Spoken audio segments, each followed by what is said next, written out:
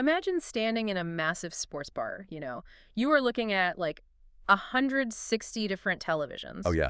And they are all showing the exact same live play. Right, at the exact same millisecond. Yeah. And if even one of those screens lags by just a fraction of a second, well, you get this weird visual echo across the room that completely ruins the illusion. It is incredibly disorienting when that happens. Totally. So today we are exploring the invisible, highly complex infrastructure that makes that kind of technological magic happen.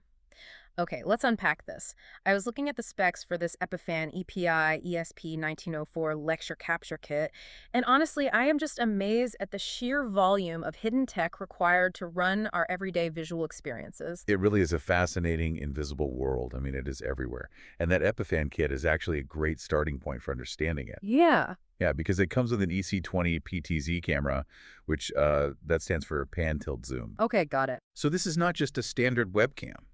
It is a serious piece of hardware, with real motors and high-end optics designed to seamlessly track and capture an entire environment. Right, and one capability in the specs really stood out to me. It says users can add video content directly to their layouts with live motion video backgrounds. Yeah, that is a huge feature. But here's where I get a little stuck because anyone with a laptop and a Zoom account can just throw up a moving background today, right? Sure, yeah, people do it all the time. So why drop serious money on a heavy-duty, dedicated capture kit just to do what basic software already does? Well, that is the crucial difference between hardware encoding and software processing. So when your laptop swaps out a background, its main processor is basically juggling that task alongside everything else. Like the operating system in web browsers. Exactly. Plus, any background apps you have running. That is why your computer gets hot, the fan spins up, and the video sometimes stutters or even crashes. Oh, I hate when that happens. Right. So dedicated hardware like the Epiphan takes that processing burden completely off the computer. Ah, I see. It encodes the video and adds those motion layouts at the hardware level, meaning you get zero lag, zero stutter, and basically broadcast quality reliability for hours on end. Wow. So you are essentially getting the processing power of like a live television network control room just shrunk down into a box for a standard college classroom. Exactly. I mean, it is built for flawless repetition. But if a single lecture hall requires that much heavy lifting, how does this even scale? Like if we go back to that sports bar scenario you mentioned with dozens of screens, how does that work? Well, if we connect this to the bigger picture, Yeah. that is where you step into the world of matrix switch. Matrix switchers. Yeah, like the Wolfpack systems we have been analyzing, those are built to handle massive distribution, pushing video to up to 160 TDs simultaneously. Wait, really? 160? Yeah, all while processing massive cohesive video walls. But wait, how do you push ultra-high-definition video to 160 different screens at the exact same time without the system just, choking on the data? I mean, a matrix switcher isn't just a giant splitter cable, right? No, not at all. So think of a matrix switcher like a high-speed rail network, where the trains are data packets. Okay, visual tracking with that. For the illusion to work, those trains have to arrive at 160 different platforms simultaneously without crashing into each other. So the switcher acts as a traffic cop, working literally at the speed of light.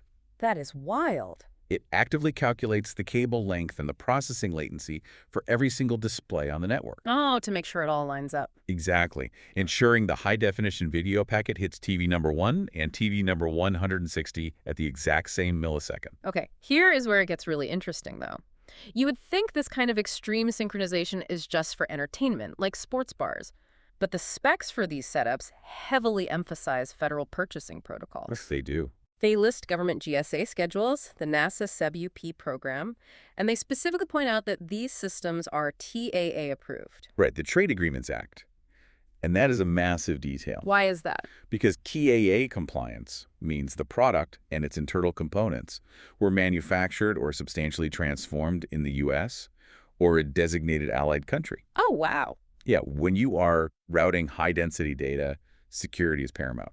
Right, because a compromised microchip from a foreign adversary, like if it was hidden inside a video switcher, it could theoretically intercept or rebroadcast sensitive visual data. You hit the nail on the head. So the hardware powering that college lecture or ensuring Table 4 gets the big game is the exact same secure infrastructure used by NASA and the Department of Defense. That is just crazy to think about. Because at scale, Perfect synchronization and data routing isn't just a matter of a good viewing experience. It is a matter of strict operational security. Wow. So what does this all mean for you listening right now? Well, the key takeaway today is that our modern visual world relies on an entirely invisible, sprawling infrastructure. Absolutely. Whether you are watching an engaging online lecture with slick, lag-free motion backgrounds, sitting in a 160-screen sports bar, or walking through a secure government facility, there is a massive matrix of switchers and PTZ cameras doing incredibly heavy lifting right behind the walls. It really is the silent nervous system of the information age, designed specifically to never be noticed by the people using it. Which brings us to a final thought to leave you with.